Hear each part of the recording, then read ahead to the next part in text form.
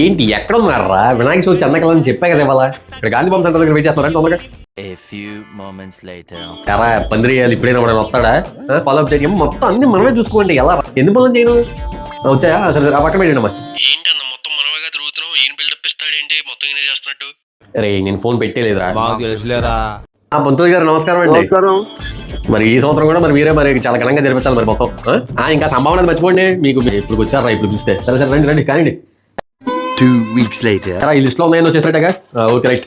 ఈ పూజ సామాన్లు ముందు రోజు రైట్ తెప్పిస్తారు పోతుంది. ఓకే ఇంకేంటి రాబాయిలు ఊరేగింపు ఏం చేద్దాం మరి? డీజే పెట్టియాలన్నా ఊరంతా మారి మోగిపోవాలి సౌండ్ కి. కాదురా మరి ఈసారి అంత బడ్జెట్ రావా కదా? వచ్చింది కదరా, నువ్వేమైనా సైడ్ చేసావంటే? నా ఈసారి అన్నదానం బాగా చేద్దామన్నా. ఈసారి మామూలు కూడా రా 4 ఐటమ్స్ ఎక్కువ కూడా చెప్పాను. మన సుబ్బయ్య బాబాయ్ చెప్పేసి వంటలు మొత్తం. సుబ్బయ్య బాబాయ్కి నీకంత వాట. పెద్ద మాట అన్నాడు సార్ ఆడు. నమ్మకం లేనప్పుడు కలిసి తిరగలరా మీరు కూడా నాతో పాటు? సరే మొత్తం చెప్తా లెక్కలు చేయాలండి. ఇదిగోండి ఇదిగోండి ఇదిగో లైటింగ్ సెట్ ఇదిగోండి 10,000. ఇదిగోండి పంతులు గారికి 20,000. రే పాపాత్ముడా, పంతులు గారిని కూడా లైన్ చేసావా? ఏం అడిగితే 15 చెప్పాడు కదా రేటు. బతుకు బురదలో పంది బతుకుతుంది, నువ్వు బతుకుతున్నావు. రా లెక్క వేసుకోండి చూసుకోండి. సరే ఆ లెక్కలేని వస్తారులే కానీ ఈసారి ఊరేగింపు మామూలుగా ఉండకూడదు. 12 బొమ్మలు లెగుస్తున్నాయంట ఊర్లో. అందరికన్నా మన హైలైట్ అవ్వాలి. ఊరేగింపు రోజు కుర్రోళ్ళు అందరూ రెడీ చేయండి. డీజే పెట్టి ఇచ్చి పడేద్దాం.